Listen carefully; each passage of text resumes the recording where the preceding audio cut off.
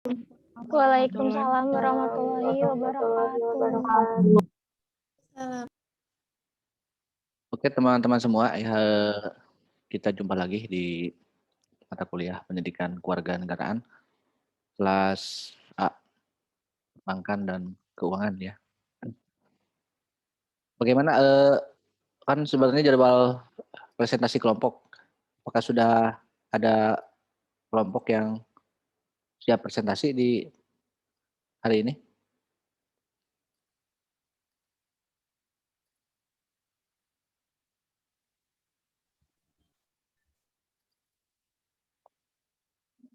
Ini kan kelompok yang kedua ya.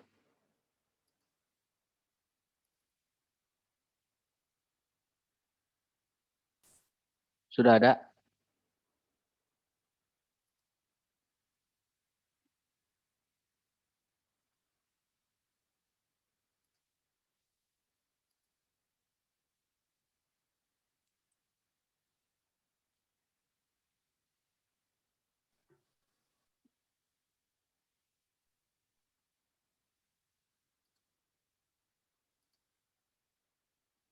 Bapak, maaf sebelumnya izin bertanya. Ya. Itu teh presentasinya teh liatin videonya doang. Apa gimana, Pak? Videonya udah di-upload di YouTube? Sudah ditonton? Nggak tahu sama yang lain mah, Pak. Coba kirimkan ke saya linknya. Oh, iya sebentar.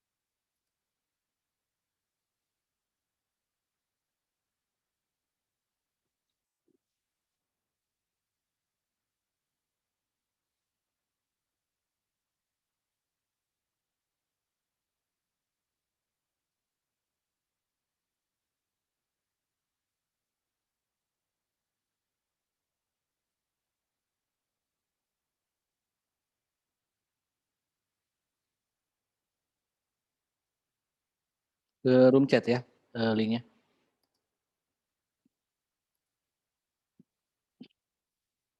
Jadi begini ya, untuk teman-teman di kelas A, ini kan sudah dibagi dalam 10 kelompok ya. Ini kan kita baru sampai ke 2 kelompok. Nah untuk maksud saya gitu, kenapa harus di-upload dulu gitu. Dan harapannya di-upload-nya sebelum perkuliahan, biar Anda bisa nonton dulu videonya, kemudian langsung bisa sebenarnya bisa langsung bertanya ya kalau misalnya di room di komentar YouTube-nya ada link untuk komentar itu bisa langsung Anda ingat, oh setelah Anda selesai menyimak ada hal yang ingin saya tanyakan. Anda tanyakan aja di sana misalnya, nama NPM gitu kan di sana tanyakan. Biar nanti pas di Zoom saya harapannya begini, di Zoom sudah tinggal kita diskusi gitu. Biar tidak terlalu lama juga kan di Zoom kita hanya 1 jam kurang lah gitu kalau misalnya sudah ada pertanyaan-pertanyaannya. Tinggal siap tarung aja gitu. Untuk membahas, mengeksplor dengan teman-teman di satu kelas gitu ya.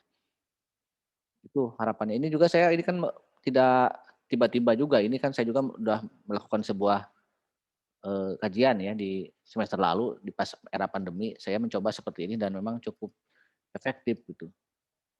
Karena memang ya mungkin kendalanya adalah teknis ya, mungkin karena memang jaringan atau juga karena ya memang membutuhkan modal juga sebenarnya gitu kan.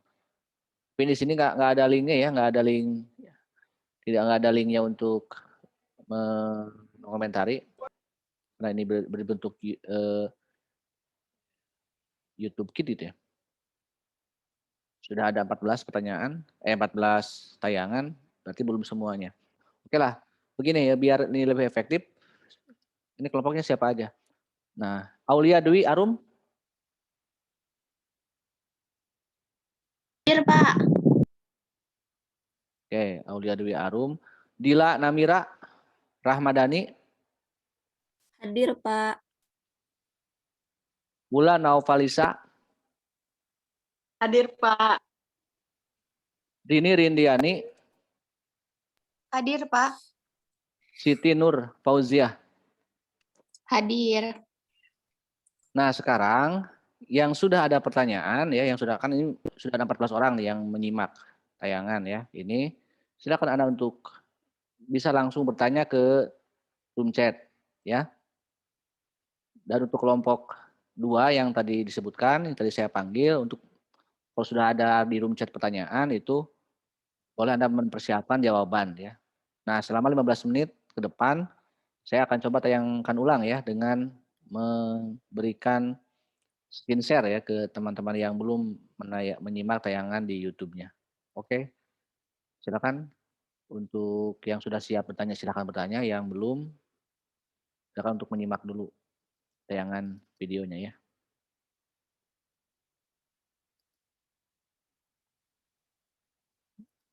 Bentar ya nih. Kalau pakai ini nggak akan kedengar.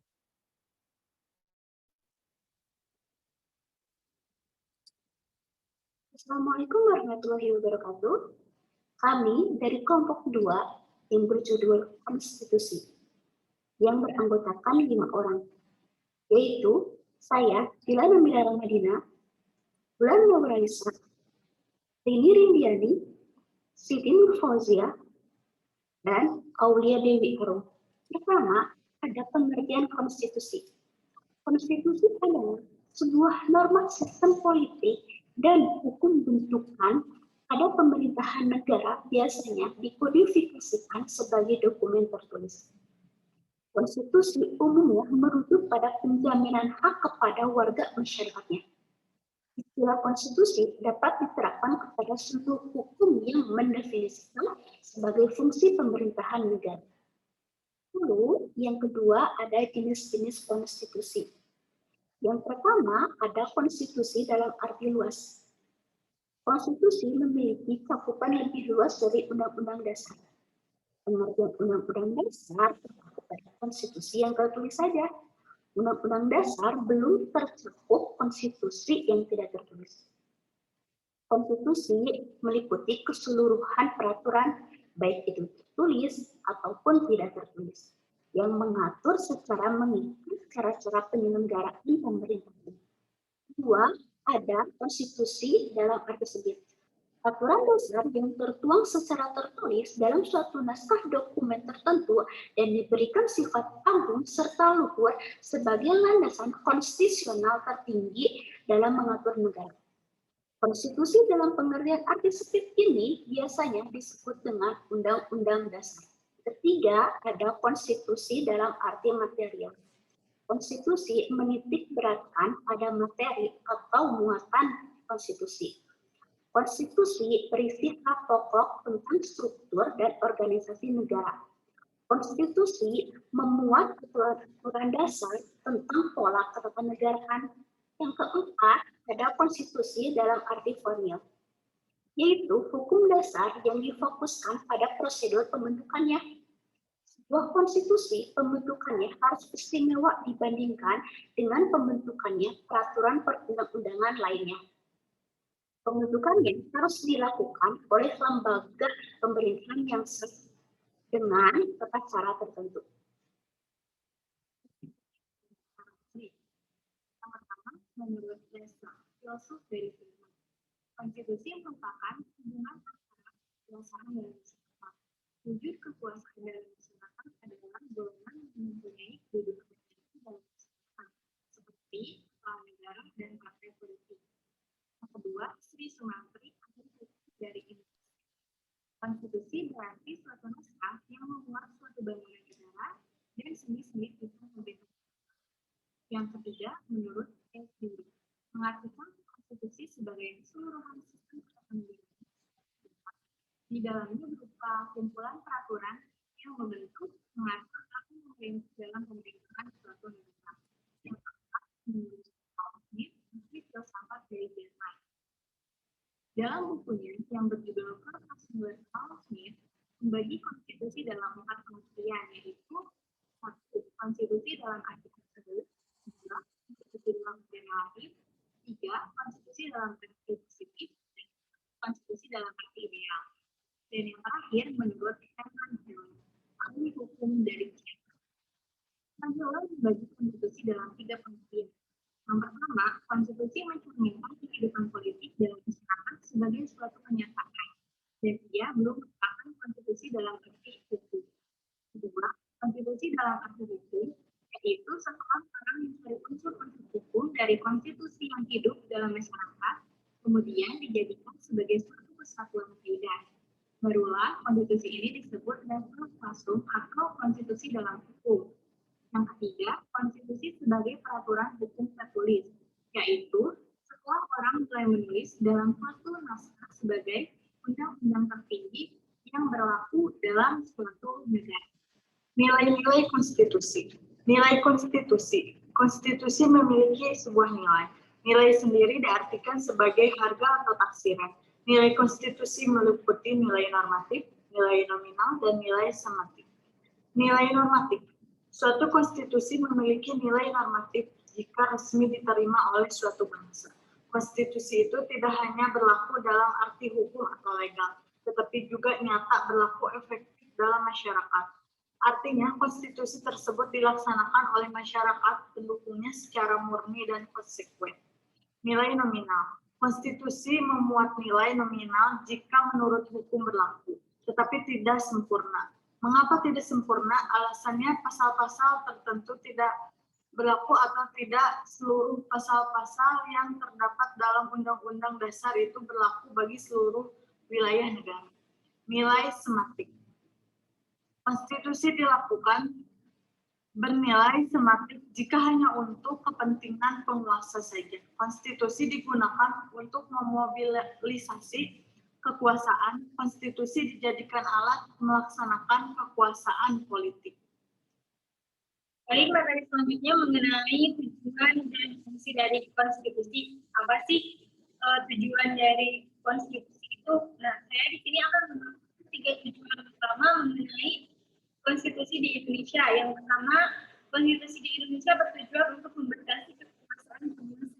Nah, dengan demikian, tidak terjadi kesewenang-wenangan. Itu hanya kekuasaan kekuasaan harus mampu menghambat tumbuhnya rezim otoritas dalam Undang-Undang Dasar 1945 yang sebagaimana telah dicantumkan dalam pasal 7 Undang-Undang Dasar 1945 dan ini Presiden dan Wakil Presiden memegang jabatan selama 5 tahun dan sesudahnya dapat kembali dalam jabatan yang sama hanya untuk 1 kali masa jabatannya. Sebelum pembatasan masa jabatan presiden, sirkulasi pemerintahan tidak terjadi, pergantian kekuasaan juga tidak terjadi sehingga menimbulkan iklim pemerintahan yang kurang sehat, bahkan dikatakan tidak menjadi korupsi, nepotisme, serta juga di sini bertindak sebenarnya dan membuat kebijakan yang menunjukkan sesuatu. Kemudian tujuan yang kedua adalah konstitusi untuk melindungi hak asasi manusia, di mana tujuan ini adalah untuk menjamin terlaksananya kebijakan dan menjamin terpenuhinya suatu hak. Setiap pelaksanaan kewajiban dan jaminan perlindungan hak dilindungi oleh suatu hukum, di mana hukum tersebut terdapat dalam Undang-Undang Dasar 1945 pada pasal 29 ayat 2 mengenai jaminan beragama. Nah, apa sih bunyi dari pasal 29 ayat 2 itu? Bunyinya adalah negara menjamin kemerdekaan tiap-tiap negara dengan menolak masing-masing. Nah, kemudian tujuan yang ketiga adalah untuk pedoman penyelenggaraan negara. Nah, tanpa adanya pegangan pada ketentuan dalam konstitusi penyelenggaraan negara tidak akan berjalan sebagaimana mestinya. Penyelenggaraan hak dan pengingkaran kewajiban terjadi sehingga dapat merugikan sendi-sendi suatu negara. Nah, barusan merupakan paparan mengenai tujuan dari konstitusi.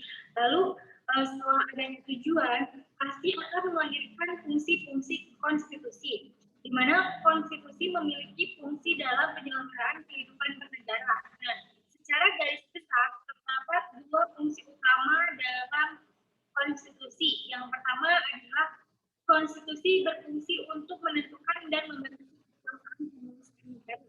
Mekanismenya dilakukan melalui pembagian kekuasaan. Nah, yang kedua, jaminan hak-hak asasi manusia melalui aturan tentang hak-hak asasi manusia. Nah, konstitusi ini memuat ketentuan agar penguasa segera melindungi hak asasi manusia bagi negaranya.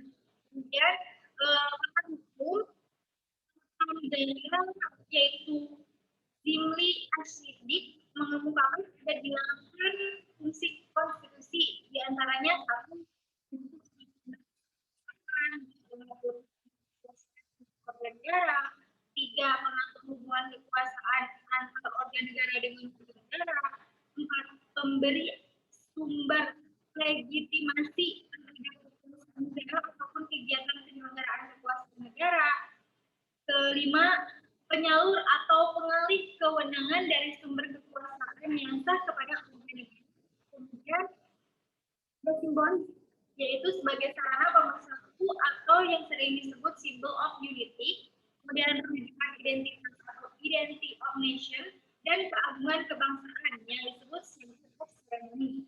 Nah, fungsi yang selanjutnya adalah sebagai sarana pengendalian masyarakat sosial atau yang sering disebut social control, dan baik dalam arti sempit seperti ini itu dalam bidang politik, dan dalam arti luas di sini yang mencakup bidang sosial ekonomi.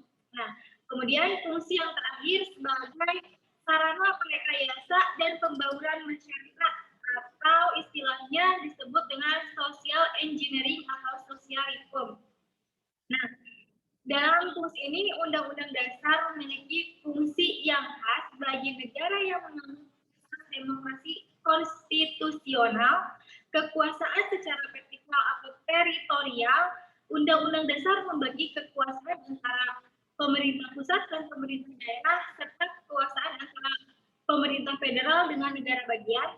Secara horizontal atau fungsional, Undang-Undang Dasar juga membagi kekuasaan menjadi kekuasaan eksekutif, legislatif, dan yudikatif. Nah, Undang-Undang Dasar juga berfungsi untuk membatasi kekuasaan. Dengan demikian, penyelenggaraan kekuasaan tidak mengarah pada kesewenang-wenangan. Nah, melalui fungsi tersebut, hak-hak warga negara dapat terlindungi. Nah, pembatasan-pembatasan ini juga dapat diikuti dan dicermati dalam Undang-Undang Dasar suatu negara. Secara garis besar, setiap undang-undang dasar memuat ketentuan mengenai hal seperti organisasi negara, hak asasi manusia, kemudian proses mengubah undang-undang dasar, larangan mengubah sifat tertentu dari undang-undang dasar, dan lain-lain sebagainya. Nah, itulah materi yang dapat saya paparkan. Mohon maaf apabila banyak terjadi kesalahan, saya alihkan ke pembagian materi selanjutnya. Baik, untuk selanjutnya ada contoh kasus konstitusi. Di Indonesia, konstitusi pertama kali adalah Undang-Undang Dasar 1945 yang disahkan dalam Sidang Panitia Persiapan Kemerdekaan Indonesia atau PPI pada tanggal 18 Agustus 1945. Berdasarkan naskah yang dipersiapkan oleh satu badan bentukan pemerintahan Jepang yang diberi nama Dokuritsu Jambiko Sakai atau Badan Penyelidik Usaha Persiapan Kemerdekaan atau BPUPKI yang dibentuk pada tanggal 28 Mei 1945. Karena sifatnya masa penyusunan kedudukan Undang-Undang Dasar 1945 pada masa itu adalah sebagai Undang-Undang Dasar.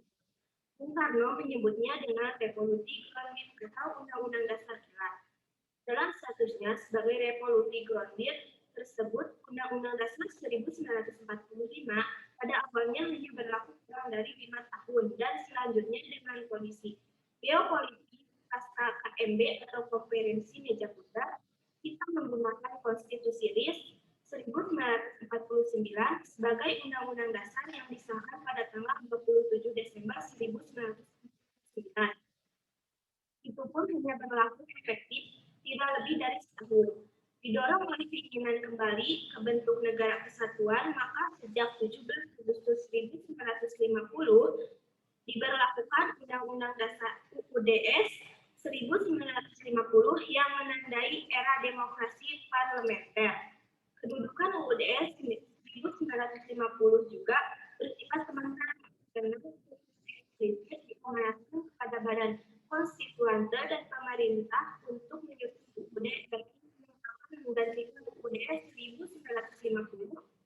Sayangnya juga desain konstitusi yang sudah di depan mata tersebut ketika Presiden Soekarno menyatakan tugas Badan Konstituante gagal dan mengeluarkan dekret Presiden 5 Juli 1959 yang memperlakukan kembali Undang-Undang Dasar 1949 sebagai UUDS resmi RI. Ini kemudian menjadi bakal berlakunya demokrasi terpimpin. Baik, untuk selanjutnya kesimpulan. Konstitusi suatu negara pada hakikatnya merupakan hukum dasar tertinggi yang memuat rangka mengenai penyelenggaraan negara. Karenanya, suatu konstitusi harus memiliki sifat yang lebih stabil daripada produk lainnya. Terlebih lagi jika jiwa dan semangat pelaksanaan penyelenggaraan negara juga diatur dalam konstitusi sehingga perubahan suatu konstitusi dapat membawa perubahan yang besar terhadap sistem penyelenggaraan negara. Bisa jadi suatu negara yang demokratis berubah menjadi otoriter karena terjadi perubahan dalam konstitusinya. Konstitusi menjamin terlaksananya kewajiban dan menjamin terpenuhinya hak. Setiap pelaksanaan kewajiban dan jaminan perlindungan hak dilindungi oleh hukum. Sekian, wabillahi taufiq wal hidayah. Wassalamualaikum warahmatullahi wabarakatuh.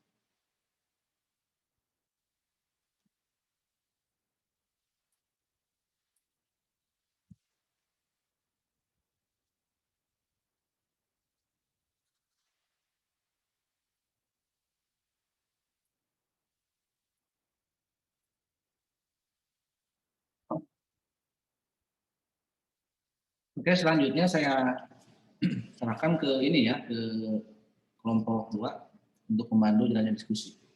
Mungkin saya akan masuk di 20 atau 15 menit terakhir ya. Silakan. Tadi cukup bagus uraiannya sebenarnya ya. Kalau minggu depan masih bab ini kan, masih konstitusi. Kelompok 3. Nah, kalau kelompok 3 diharapkan sudah mengarah pada satu masalah yang dikaji ya.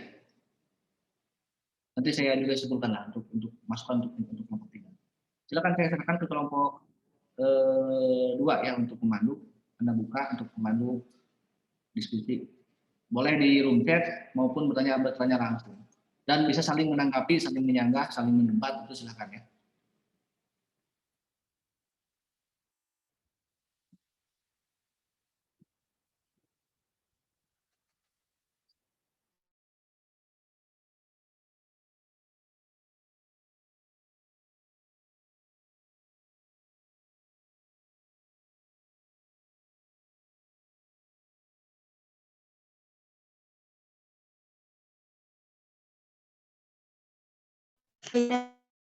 Kan gimana silahkan. Iya, Anissa.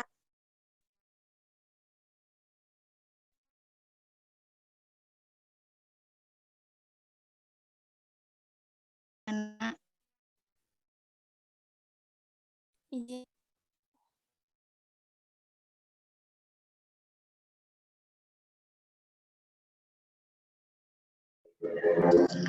Izin bertanya ini.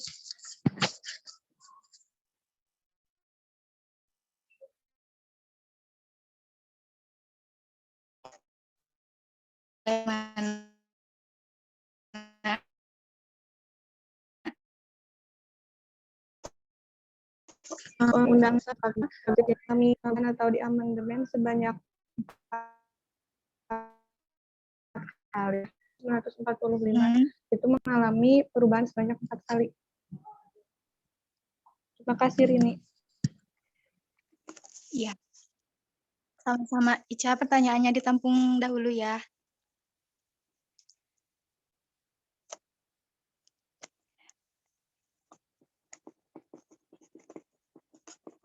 ada lagi yang ingin bertanya?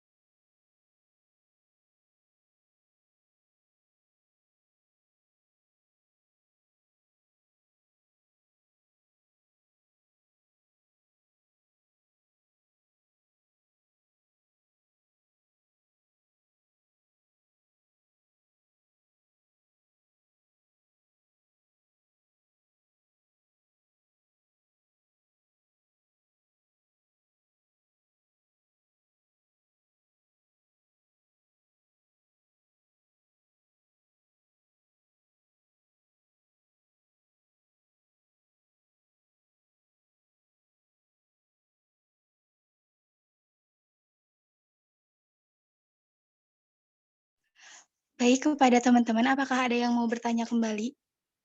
Atau mau mencoba menjawab pertanyaan dari Anissa?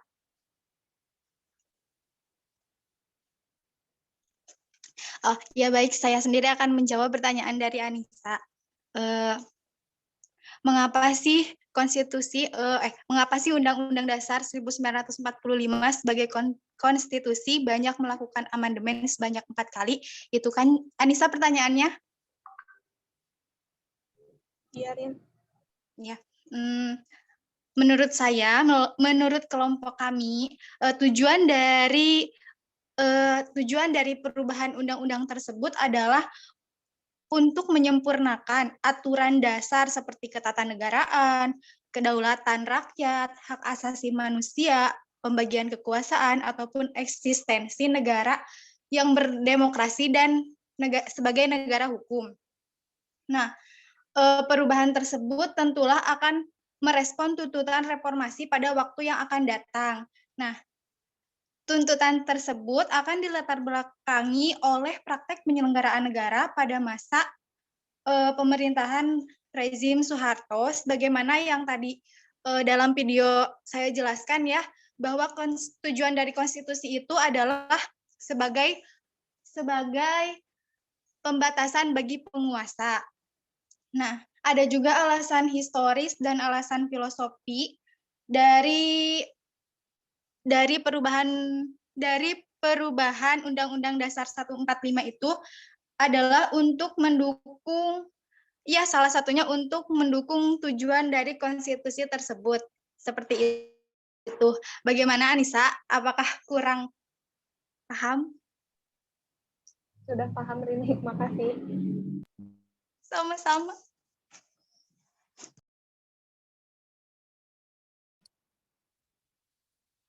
Oke, coba yang lainnya ini kan sudah masuk ke sesi diskusi ya. Sambil Anda menyimak, sambil Anda menggali-gali informasi. Tadi yang pertanyaan mengenai perubahan ya, amandemen. Kalau tadi Anda ingat lagi uraian-uraian kelompok 2 tentang amandemen ya, bahkan di kita itu bukan hanya amandemen, tentang kan pernah berganti konstitusi beberapa kali gitu. Lalu kenapa bisa berganti, bisa berubah, bisa apa, bisa lalu bagaimana dampaknya, efeknya terhadap warga negara misalnya. Bagaimana cara melaksanakannya. Coba Anda buka lah, jadi saya harapkan Anda konsen ya dalam kuliah itu. 1 SKS, 2 SKS ini Anda konsen dan ikhlas sebenarnya dalam belajar itu ya. Jadi jangan terlalu banyak diam ya. Mau benar mau salah, berani aja bicara ya. Apa yang ada dalam pikiran Anda mengenai materi, Anda tanyakan aja, benar mau salah gitu. Saya itu kan boleh saja.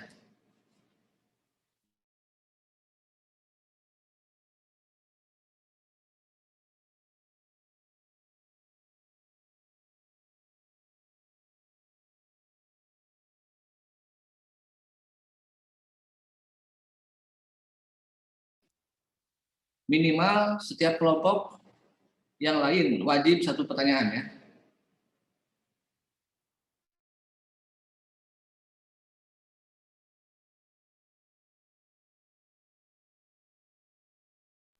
Iya, baik, dilanjutkan. Ada lagi yang ingin bertanya?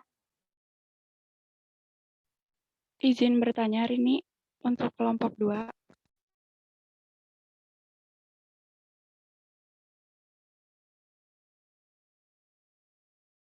Ih, Cucut Warna. Iya, Dea, silahkan. Halo, Saya Assalamualaikum. Dea Dea. Fitriani. Iya, Saya Dea Fitriani, NPM 193404102, perwakilan dari kelompok 3. Izin bertanya, iya. mengapa Hmm. setiap negara harus mempunyai landasan konstitusi? Apakah sudah Baik. cukup jelas? Iya, mengapa Ya. setiap negara membutuhkan landasan konstitusi? Ya, terima kasih. Ya, sama-sama. Dea, maaf ditampung terlebih dahulu ya pertanyaannya. Ya, siap.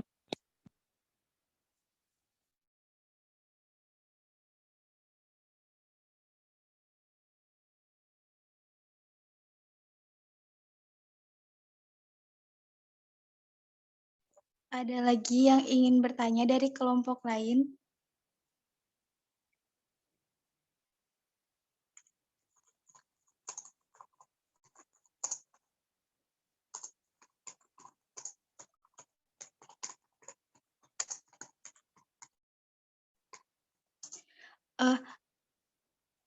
Iya. Nah, dengan gini. Tadi mun.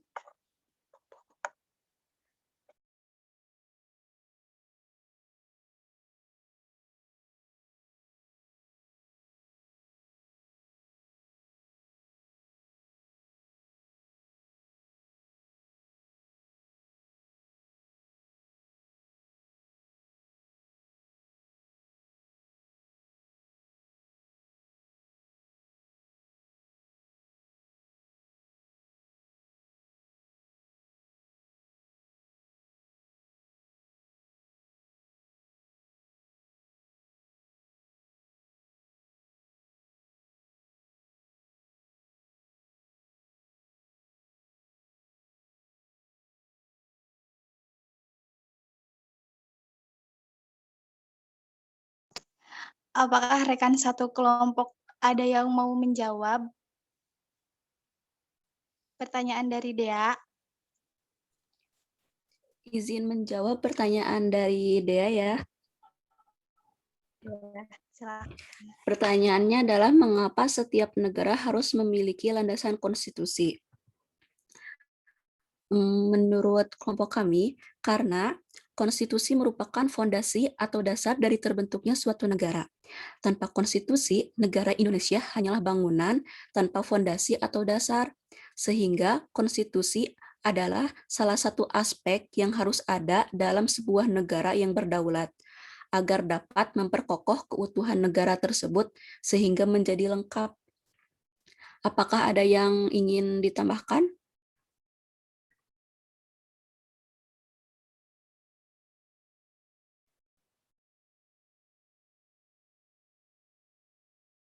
Kepada saudari Dea, apakah sudah cukup dengan jawabannya?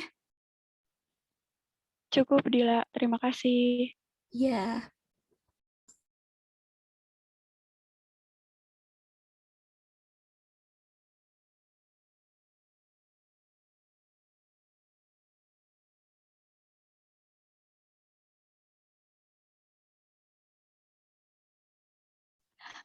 Maaf sebelumnya, Bapak izin bertanya terlebih dahulu, boleh?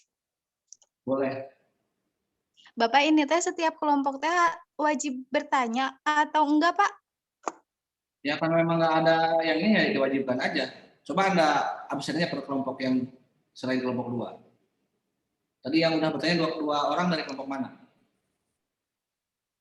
Dari kelompok 3, Pak.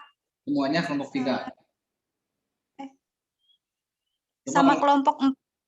Berarti 3, 4 sudah, tinggal kelompok 1, 5, 6, dan sekitarnya.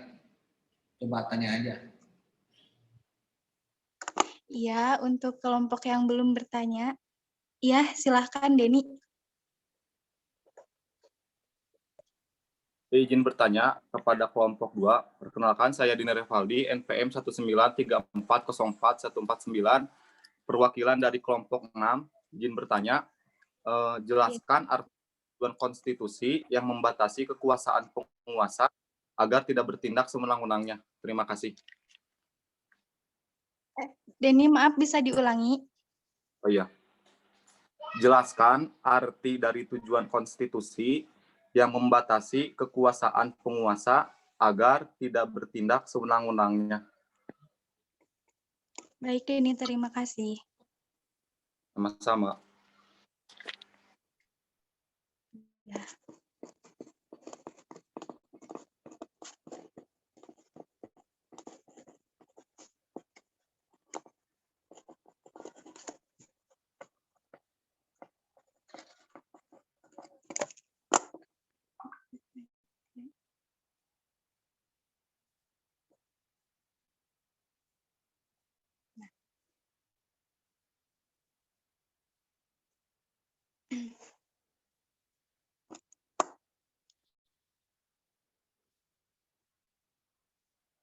Denny, izin menjawab pertanyaan dari Denny.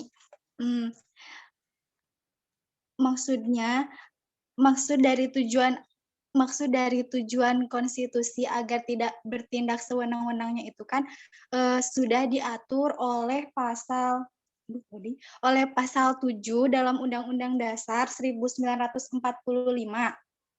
Nah, Undang-Undang Dasar tersebut mengatur bahwa Undang-Undang Dasar 1945 itu Undang-Undang Dasar 1945 yang tepatnya pada pasal 9 itu berbunyi Presiden dan Wakil Presiden memegang jabatannya selama 5 tahun dan sesudahnya dapat dipilih kembali dalam masa jabatan yang sama sebelum masa jabatan yang sama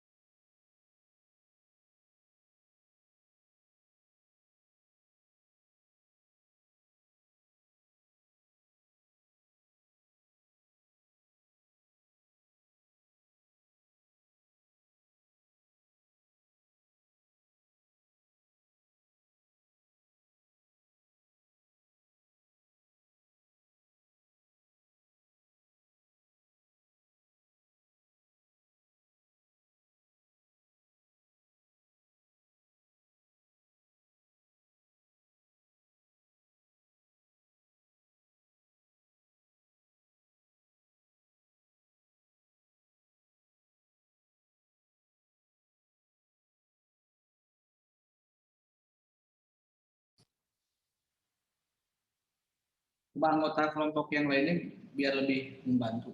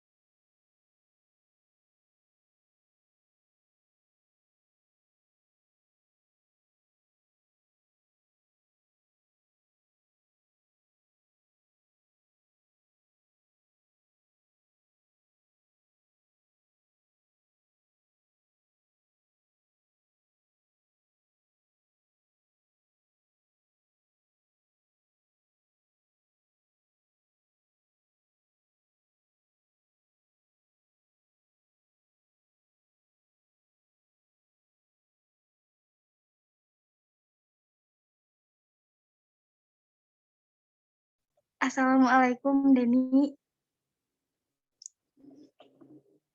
Iya, waalaikumsalam. Mohon maaf, izin kembali menjawab. Akan. Tadi pertanyaan jelaskan arti tujuan konstitusi yang bertindak sewenang-wenangnya itu kan. Nah, Ya. tujuan dari yang agar tidak bertindak sewenang-wenangnya itu untuk membatasi kekuasaan penguasa agar tidak bertindak sewenang-wenangnya itu maksudnya tanpa adanya pembatasan penguasa, konstitusi tidak akan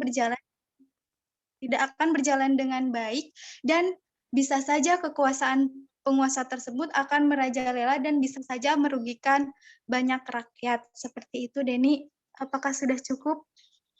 Ya, cukup. Terima kasih Rindi atas jawabannya. Sama-sama.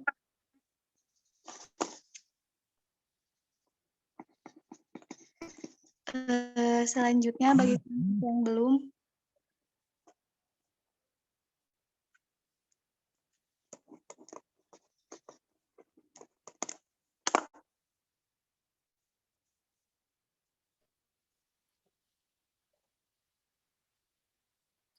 Jadi ketika ada pertanyaan tadi udah lama dari Ajmi misalnya ini, dari Salma baru gitu kan. Yang lainnya kan bisa sambil browsing-browsing, bisa sambil buka-buka buku gitu, buka bahan. Ini kan ada yang berupa memang teks, ada yang berupa pendapat gitu kan. Jadi kan kalau pendapat bisa menggunakan logika aja, nggak apa-apa, Anda berani aja gitu ya. Untuk menggunakan pendapat lah. Sudah persis sama dengan apa yang dituangkan.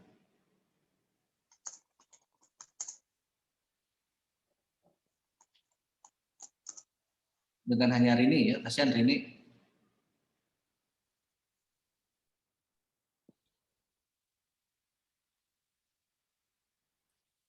Kan ini kelompok. Ya? Izin menjawab dari Azmi, perwakilan dari kelompok 1. Pertanyaannya adalah, apa tujuan konstitusi dan fungsi konstitusi dalam sebuah negara? Tujuan konstitusinya adalah untuk membatasi kewenangan tindakan pemerintah untuk menjamin hak-hak yang diperintah dan merumuskan pelaksanaan kekuasaan yang berdaulat. Oleh karena itu, setiap konstitusi senantiasa memiliki 2 tujuan, yakni untuk memberikan pembatasan dan pengawasan terhadap kekuasaan politik, serta untuk membebaskan kekuasaan dari kontrol mutlak para penguasa serta menetapkan batas-batas kekuasaan bagi penguasa. Lalu, fungsi konstitusinya adalah yang pertama, untuk konstitusi menjadi hukum dasar suatu negara. Lalu, konstitusi harus merupakan sekumpulan aturan-aturan dasar yang menetapkan lembaga-lembaga penting negara. Konstitusi melakukan pengaturan kekuasaan dan hubungan keterkaitannya. Dan konstitusi mengatur hak-hak dasar dan kewajiban-kewajiban warga negara dan pemerintah baik sendiri-sendiri maupun bersama-sama. Konstitusi harus mengatur dan membatasi kekuasaan negara dan lembaga-lembaganya. Serta konstitusi melupakan ideologi elit penguasa.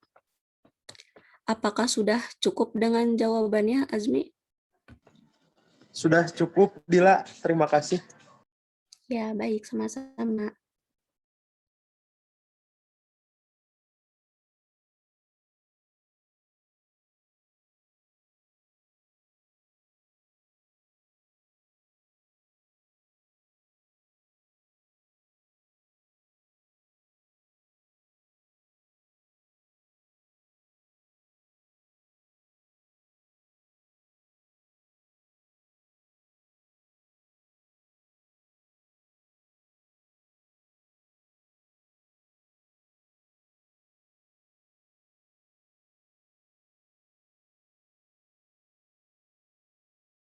Baik, untuk kelompok yang belum, silahkan dipersilahkan. Ya, sudah 2 pertanyaan baru di room chat dari Salma, dari Dimas.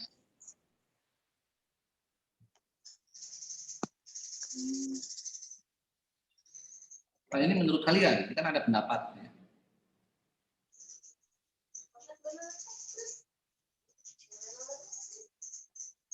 Minta pendapat. Gimana di Indonesia? Mungkin juga yang lainnya juga bisa, kalau pendapat kan yang kelompok yang lain juga bisa membantu menambahkan. Ya. Gimana bilang baik-baik saja, apa gitu. Tapi ya alasannya apa? Yang baik, alasannya kalau baik-baik saja. Gimana Anda merasakannya atau menyimak sebagai warga negara yang dilindungi oleh negara, bagaimana? Mungkin kita aman, mungkin kita nggak ada masalah. Bagaimana tetangga kita, mantan kita misalnya.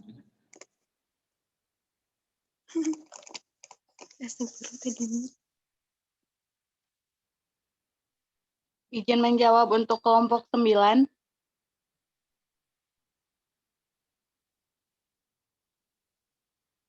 Pertanyaannya, bagaimana cara menentukan konstitusi mana yang akan digunakan oleh suatu negara? Menurut kelompok kami, satu, konstitusi tersebut haruslah telah disetujui oleh badan legislatif negara tersebut. Yang kedua, konstitusi tersebut haruslah mengandung nilai-nilai luhur yang hidup dan berkembang di bangsa dan negara tersebut. Karena konstitusi adalah salah satu syarat berdirinya sebuah negara. Jadi konstitusi tidak hanya berfungsi sebagai dasar negara, melainkan sumber hukum. Hal ini bermakna bahwa seluruh produk hukum dan perundang-undangannya harus didasarkan pada konstitusi yang berlaku. Terima kasih. Bagaimana jawabannya? Sudah paham?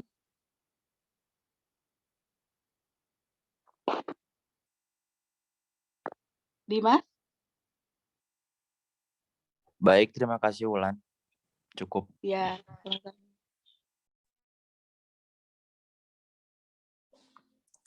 Izin menjawab yang dari Salma. Apakah pelaksanaan konstitusi di Indonesia berjalan dengan baik? Menurut kelompok kami, konstitusi di Indonesia belum berjalan dengan baik. Pemerintah belum optimal dalam menjalankan kepemerintahannya. Maka kita sebagai warga negara Indonesia harus ikut membantu dalam melakukan konstitusi di negara kita agar kepemerintahan bisa berjalan dengan sebagaimana mestinya. Warga negara Indonesia juga berharap agar pemerintah tidak berlaku sewenang-wenangnya terhadap rakyat. Dengan demikian diharapkan hak-hak warga negara akan terlindungi. Sekian, gimana Salma? Cukup? Ya, cukup. Makasih. Ya, sama-sama.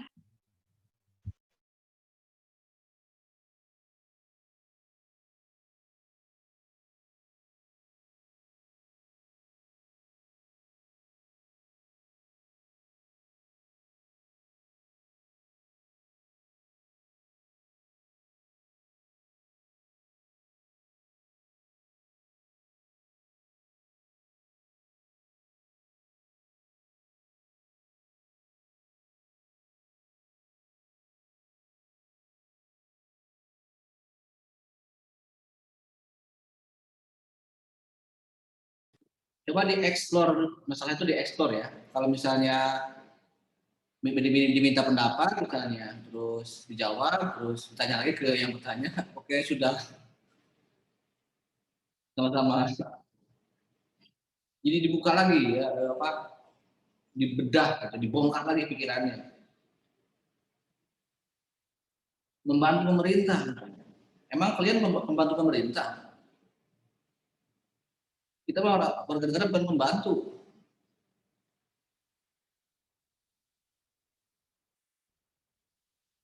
Maka atas menang-menang, bisa nggak coba kita? Coba Anda bantu Pak Jokowi atas menang-menang. Bagaimana cara membantunya? Ini kan logikanya ini harus, ini level kita mahasiswa, ya mahasiswi ada itu. Jadi dibuka aja, dibongkar aja, ditusuk aja misalnya masalahnya gitu ya. Jadi kalau minggu depan masih bab ini ya, 3, saya harapkan bab 3 mengkaji sebuah masalah gitu ya, tentang masalah dalam hal konstitusi dalam hal bunyi-bunyi dalam undang-undang dasar misalnya, ada apa nih? Yang sedang dibicarakan kontroversinya apa nih ya? Yang sedang hangat-hangat yang termuat dalam undang membatasi kekuasaan tadi ya, banyak pertanyaan membatasi. Yang bagaimana sekarang kekuasaan sekarang? Kan sudah dibatasi, tapi kan katanya ingin menambah lagi gitu kan. Ini betul ya sebenarnya kelompok ini sudah jalurnya memang di awal berupa yang konsep-konsep teori gitu.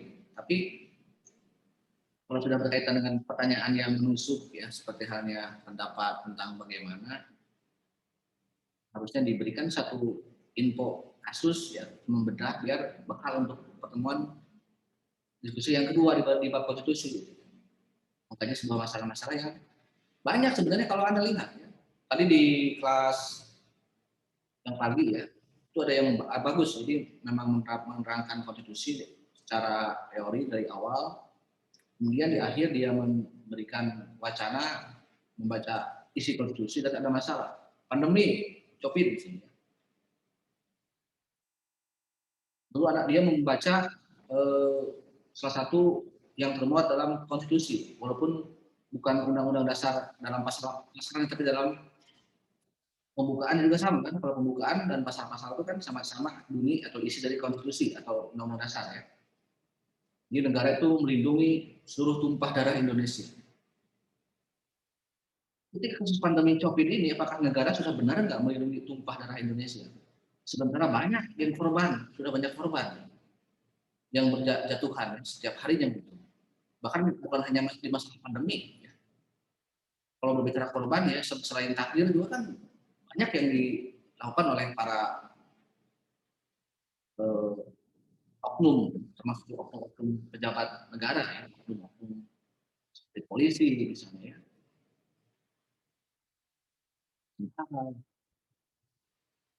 Jika ada yang demonstrasi banyak korban, lalu negara merasa iba nggak, merasa empati nggak dengan ada banyak korban yang bertumpahan ketika demo omnibus law, ketika demo menolak hasil pemilu kan gitu.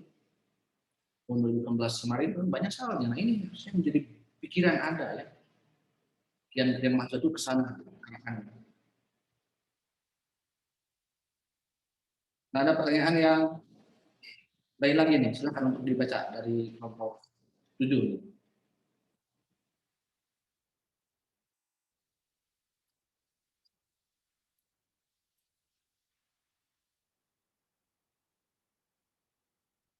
Ada yang meminta syarat. Silakan. Ya, sampai di kelompok 2.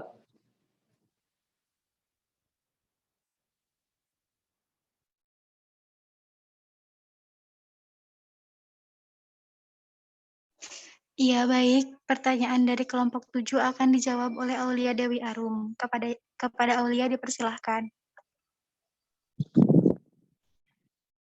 Baik, saya izin menjawab. Apa syarat terjadinya konstitusi? Syaratnya adanya asas legalitas yang berarti pemerintah bertindak semata-mata atas dasar hukum yang berlaku. 2. Adanya kebebasan dan kemandirian kekuasaan, kehakiman terutama dalam fungsinya untuk menegakkan hukum dan keadilan. 3. Adanya jaminan perlindungan terhadap hak-hak asasi manusia. 4. Adanya pemerintahan berdasarkan sistem konstitusi atau hukum dasar.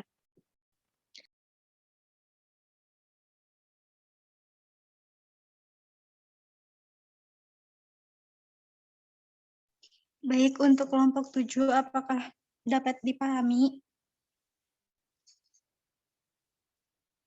Yang bertanya Cukup, siapa? Rin. Terima kasih. Ya, terima kasih kembali. Siapa?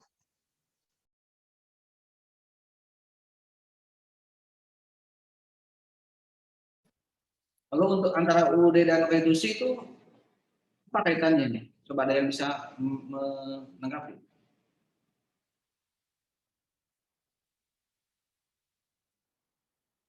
Sama atau beda?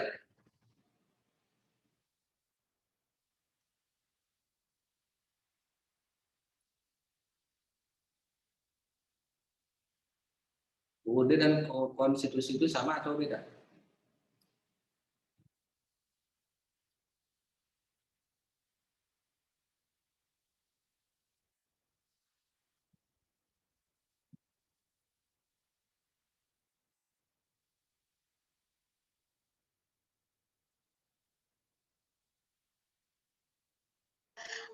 Pak izin menjawab. Ya, Menurut saya, Undang-Undang Dasar dan Konstitusi itu sama, karena Undang-Undang Dasar dan Konstitusi itu merupakan sebuah hukum dasar yang tertulis dan merujuk pada pembuatan hukum di Indonesia. Seperti itu, Pak. Terima kasih, mohon maaf bila salah. Ya nggak perlu minta maaf, karena bukan kesalahan juga ya. Anda juga Anda sudah menjelaskan, sudah menerangkan itu kan dalam materi ya kan, ada yang dalam arti luas, dalam arti sempit itu kan berarti bisa diartikan sama dengan Undang-Undang Dasar ya, konstitusi itu. Kalau kita memaknai konstitusi sebagai hukum dasar tertulis, tapi juga kan ada yang tak tertulis, konvensi ya, atau kebiasaan-kebiasaan dalam kehidupan ketatanegaraan. Tapi kalau kita mau berbicara yang real, yang sering dibicarakan adalah yang tertulis ya. Selain untuk membatasi kekuasaan, juga untuk membagi kekuasaan. Jadi biar tidak sewenang-wenang nih. Saya di belakang saya nih, lihat ya. Kalau yang sebelum amandemen ya, kan dibagi-bagi kekuasaan itu. Kalau dulu mungkin hanya mutlak, satu kekuasaan itu mutlak di tangan raja misalnya, kalau zaman feodalisme ya, sebelum zaman negara modern hari ini. Jadi penting sekali konstitusi bagi negara modern ya, di masa era ini, karena kan zaman dulu tidak ada batasan kekuasaan itu. Tidak dibagi-bagi, sehingga sewenang-wenang kan raja itu, karena nggak ada hukum dasar yang mengatur gitu kan, kumaha aing we gitu kan ya, terserah gue gitu, sehingga dia bisa bertindak sebagai penguasa, sebagai hakim, sebagai apapun gitu ya, jadi multi layer gitu ya, penguasa zaman kerajaan itu ya, multi talent juga harus punya kemampuan yang lebih gitu kan, kalau di dinasti kerajaan itu. Kalau sekarang dibagi-bagi ya, walaupun yang paling banyak diperebutkan adalah presiden, tapi kan presiden juga bukan hanya satu-satunya penguasa, tapi juga ada lembaga-lembaga tinggi lainnya, dibagi ke DPR, ke MPR ya, kalau sekarang ya, ke MK, KY, MK, terus juga MA. Jadi itu salah satunya. Jadi tidak ada kekuasaan yang mutlak di satu lembaga atau satu orang atau satu golongan ya. Adanya konstitusi di era modern ini. Jadi itu sehingga kekuasaan itu, karena manusia itu pada kodratnya sebagai makhluk politik ya, zon politikon itu selalu ingin berkuasa, dan jika sudah berkuasa ingin selamanya berkuasa.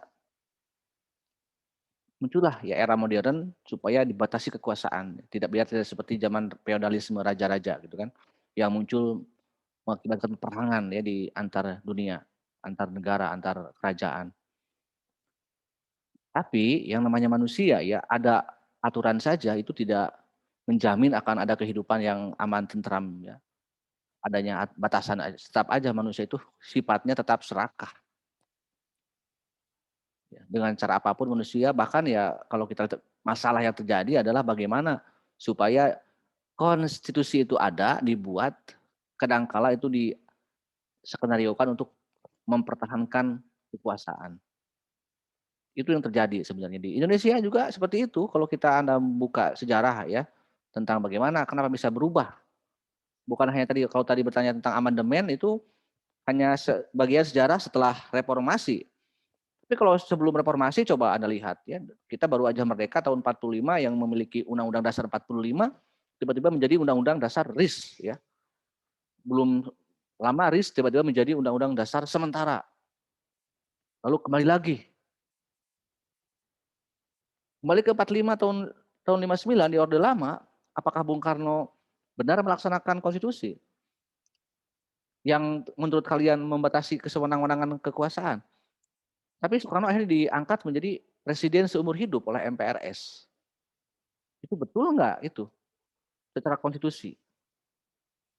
Kan itu salah satu masalah yang terjadi ya yang terjadi, jangankan dilanggar ya. dirubah saja sudah kan, diganti saja sudah. Padahal itu hukum tertinggi ya. Kedudukannya paling tinggi ya konstitusi itu. Undang-Undang 45 kan tuh. Yang setelah amandemen pun sama kan. Namun di setelah amandemen tidak ada MPR di sini, tidak ada MPR ya. Setelah amandemen ini MPR disejajarkan dengan lembaga-lembaga lainnya. Ini tetap paling penting adalah Undang-Undang Dasar 45. Harusnya siapapun itu tunduk pada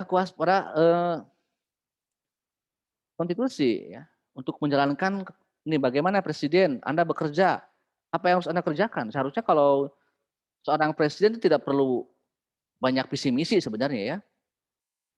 Tadi Anda bilang bahwa adalah landasan filosofi bagi para penyelenggara negara ya adalah konstitusi. Tidak perlu sebenarnya punya visi misi ya membuat infrastruktur langit, tol laut gitu kan. Belusukan nggak perlu sebenarnya karena yang namanya presiden itu membicarakan hal yang besar untuk negara, grand design negara. Kalau urusan teknis itu urusan RT, RW gitu kan ya, urusan rakyat sebenarnya di bawah. Karena fungsinya adalah melaksanakan apa yang dimuat dalam Undang-Undang Dasar. Selain melaksanakan juga bagaimana dia pun berbuat atas dasar konstitusi. Di kita Undang-Undang Dasar 45. Bagaimana Anda dipilih, ada tata cara yang dipilihnya kan. Jadi angkat. Bagaimana supaya dia untuk berapa tahun yang Anda dipilih ya, untuk 5 tahun misalnya kata Undang-Undang 45. Tapi setelah itu bagaimana? Silakan ikut lagi untuk pemilihan. Tapi untuk 1 kali lagi. Mau nambah katanya. Kan orang itu kan serakah manusia itu sebenarnya gitu kan. Karena kalau sudah berkuasa ingin selamanya berkuasa. Pak Bung Karno diangkat menjadi seumur hidup kan akhirnya. Walaupun dalam Undang-Undang Dasarnya dibatasi 5 tahun. Pak Harto betul itu 5 tahun menjabat, tapi dipilih terus berulang-ulang kali terpilih. Sampai 32 tahun Pak Harto itu berkuasa. Ini juga harusnya bekal nih bagi kelompok ini, bahas masalah-masalah ini ya. Setelah itu bagaimana nih ya? Kok seperti ini? Muncullah amandemen kan? Amandemen selesai ya. Ada Pak SBY kan? Ibu Mega, Pak SBY, ya Pak Jokowi itu kan. Hanya untuk 2 kali. Tapi ada wacana untuk nambah nih bagaimana? Apakah boleh enggak? Kan aturannya tidak boleh hanya untuk 2 kali. Ya bisa dirubah gitu karena yang namanya Undang-Undang Dasar 45 itu jangankan dirubah, berganti saja kan sudah pernah di kita itu. Karena apa sih? Kenapa bisa dirubah? Karena itu hukum mulia, tertinggi hukumnya, dudukannya ya. Walaupun itu tertinggi, siapa yang membuatnya? Apakah itu buatan malaikat? Itu buatan Tuhan? Buatan siapa? Coba buatan siapa? Undang-Undang 45 itu? Tuhan atau malaikat? Atau nabi?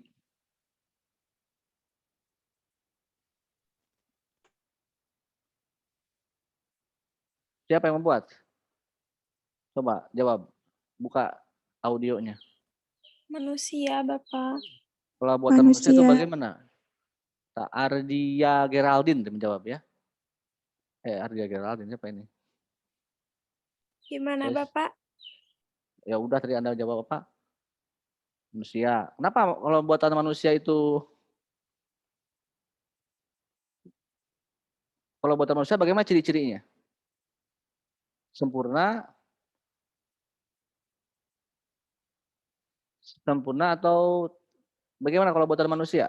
Ada sesuatu buatan manusia? Menurut saya ya Pak, nggak sempurna kan. Kalau undang-undang itu masih bisa dirubah-rubah Pak. Nah kalau misalkan buatan Tuhan ya Pak, kayak Al-Quran itu jelas nggak bisa dirubah. Nah sedangkan kalau buatan manusia itu jelas tidak sempurna karena masih bisa dirubah-rubah Pak. Kayak undang-undang masih bisa dirubah kayak dalam isinya atau apanya gitu Pak. Oke, terima kasih ya.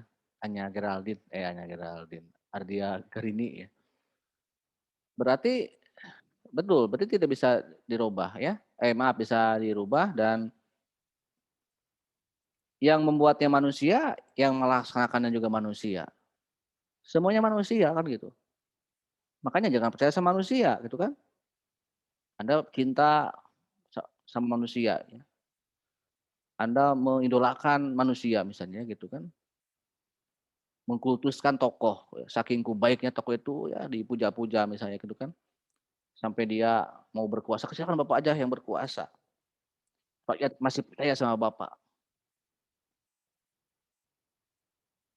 Masa percaya sama manusia, percaya pada politisi gitu kan. Politisi itu siapapun itu ya, boleh Anda lihat jejak digital para politisi termasuk mungkin juga presiden ya. Apakah bisa dipercaya omongannya gitu kan? Siapapun ya mungkin juga orang itu kalau sifat manusia itu seperti itu kan, lidah itu kan tidak bertulang gitu ya. Mungkin hari ini dia tidak siap, saya fokus dulu ke masalah-masalah rakyat. Saya tidak berpikir untuk menambah masa jabatan. Tapi kan kita nggak tahu itu kan, hatinya mungkin dia belum puas ya. Sampai mungkin anaknya menjadi wali kota, menantunya menjadi wali kota juga mungkin ya salah satu itu sifat dasar manusia, itu bukan secara kodrati kita nggak bisa membantah. Tapi ya secara aturan mungkin juga tidak ada masalah, tapi kan bukan hanya sebatas aturan yang tertulis, tapi juga ada norma-norma etika politik mungkin kalau dalam bicara ya. Itu mungkin yang lemah dari sisi kenapa muncul kesewenang-wenangan penguasa, karena dia tahu aturan, dia memang benar-benar aturan yang dilaksanakan, tapi sebenarnya ada hakikat dari prinsip kehidupan itu selain norma hukum, tapi ada yaitu norma moral ya, norma etik ya. Di bab Pancasila ada bab waktu saya mengajarkan etika politik ya. Itu mungkin yang tidak merasuk ke dalam jiwa para penyelenggara negara, sehingga aturan pun bisa dibolak-balik demi kekuasaan. Kemudian juga dari tujuan dan fungsi ya, walaupun memang pada intinya untuk membagi, membatasi kekuasaan ya. Nah di Indonesia sekarang ya bisa Anda lihat yang tadi saya bilang ya, Anda bilang belum baik pemerintah agar tidak sewenang-wenang ya. Kita harus membantu pemerintah. Sekali lagi ya, pemerintah itu tidak bisa kita ini bukan pembantu pemerintah ya. Justru yang bisa adalah mengawal, mengkritik pemerintah sebenarnya tugas kita ya. Karena mereka yang digaji oleh kita, oleh rakyat untuk mengurus negara, untuk mengurus kita. Coba Anda sebagai orang ekonomi misalnya dalam konstitusi ada bab pasal 33 tentang bumi air, tentang cabang-cabang produksi yang penting itu untuk dikuasai oleh negara untuk kemakmuran rakyat. Itu kan nilai dasar filosofi dalam Undang-Undang Dasar 45 sangat mulia ya. Apapun itu untuk negara, dikelola negara untuk kemakmuran rakyat. Tapi kok faktanya misalnya Anda menemukan kemarin ada Omnibus Law ya, itu dalam undang-undang yang lainnya, di undang-undang di bawahnya, kok nyatanya bukan dikuasai oleh negara, kok dikuasai swasta. Apalagi swastanya asing. Untuk kemakmuran asing, untuk kemakmuran swasta juga, untuk kemakmuran para investor juga. Mafia mungkin yang makmur, bukan rakyat. Jadi yang mengawalnya bukan negara, yang sejahtera bukan rakyat, tapi orang lain gitu kan mungkin gitu. Itu kan paradoks kehidupan dalam sebuah negara ya. Dan memang negara itu bagaimana cara menentukan konstitusi? Ya, kan ada lembaga ya, ada lembaga, bukan presiden yang membuat konstitusi. Presiden itu hanya melaksanakan konstitusi. Di kita ya nama lembaganya adalah Majelis Permusyawaratan Rakyat. Dulu memang waktu kita masih dalam tahapan kemerdekaan tidak dibuat dulu kan para pendiri bangsa ya, dari sidang-sidang BPUPKI, PPKI itu kan jadi ada musyawarah, proses kesepakatan bersama ya. Oke, jadi itu ya. Jadi kalau berbicara tadi yang terakhir tentang konstitusi tertulis dan tidak tertulis ya. Kalau yang tertulis adalah Undang-Undang Dasar, yang tak tertulis adalah kebiasaan-kebiasaan dalam kehidupan ketatanegaraan. Saya kira banyak hal ya teman-teman semua nih, untuk kelompok 3 saya harapkan lebih bisa menusuk lagi pada persoalan permasalahan yang kiranya dapat Anda pahami, dapat kita gali ya, bukan pahami tapi gali aja dulu kan gitu ya. Apakah tentang masa jabatan presiden, apakah tentang yang sekarang berdampak pada kehidupan kita ya, yang harusnya bagaimana negara melaksanakannya kan gitu. Itu ya kurang lebih. Tapi jangan sampai Anda menggali masalah-masalah yang nanti bentrok dengan masalah hukum, masalah HAM ya. Nanti beda lagi kajiannya. Kalau undang-undang, aturan-aturan yang lain itu masalah penegakan hukum. Tapi kalau konstitusi itu berkaitan dengan kebijakan-kebijakan tinggi negara ya. Tentang jabatan presiden. Pokoknya baca isi pembukaan sampai isi-isi pasal-pasal Undang-Undang 45 ya. Nah ini. Kemudian lihat bagaimana sebenarnya, benar nggak pemerintah itu tugasnya sesuai dengan Undang-Undang Dasar misalnya. Atau aturannya bagaimana nih, aturan-aturan presidennya, aturan-aturan negaranya.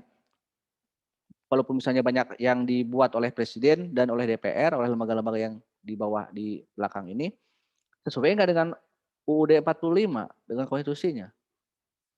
Jangan-jangan banyak yang tidak sesuai, sehingga kita tidak sejahtera sebagai rakyat, atau sebagian besar rakyat tidak merasakan ya pelindungan yang kokoh dari negara, baik itu melindungi secara keamanan, ya, ketertiban, ekonomi, kesehatan, pendidikan, dan lain-lain. Oke, sekian dulu dari saya. Assalamualaikum warahmatullahi wabarakatuh. Silakan kelompok 2 untuk menutup atau menyimpulkan.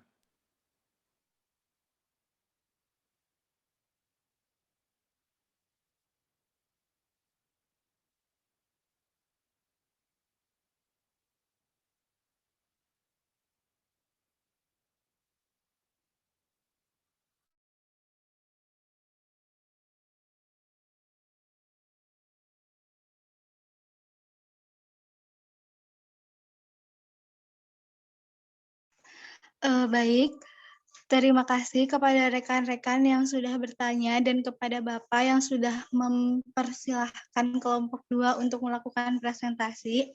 Jadi kesimpulan dari kelompok 2 adalah konstitusi suatu negara pada hakikatnya merupakan hukum dasar tertinggi yang memuat hal-hal mengenai penyelenggaraan negara. Karenanya, suatu konstitusi harus memiliki sifat yang lebih stabil daripada produk hukum lainnya.